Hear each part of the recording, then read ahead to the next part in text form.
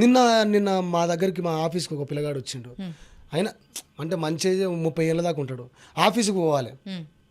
ఆఫీస్కి పోవాలంటే bus pass పోవాలంటే ఇలా ఏంది బస్ పాస్ మళ్ళీ పెంచారు. ఎవరికి న్యాయం ఇది? నువ్వు ఆడవాళ్ళకి ఎందుకు పెట్టినావు మరి ఉచిత బస్సు? పెట్టకనా నువ్వుకోలే కదా, అది పెట్టినావు. పాప వాళ్ళ మీద అన్యాయం పాలవుతారు.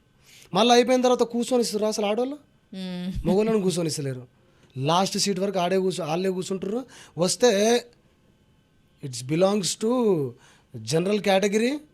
ఆడోళ్ళు ఏమన్నా కూర్చోవచ్చు మా రేవంత్ రెడ్డి చెప్పిండు అంటారు. ఏంది ఇది అసలు? కొంతమంది చేసే ఆడవాళ్ళ వల్ల మిగతా ఆడవాళ్ళందరి మీద పడుతుంది చెప్పాలి. కొంతమంది పనున్నోళ్ళు బస్సులో పోతే ఏం కాదు. నేను ఉట్టినే తిరుగుతాను బస్సులో పోతే ఏంది? ఆడ మొగోళ్ళకి పాపం ఏమై అలాగే ఆఫీస్కి పోయేటోళ్ళకి ముసలోళ్ళు ఫుడ్ బోటింగ్ చేస్తారు. మొగోళ్ళు అంటే ఏం చెప్పాలి?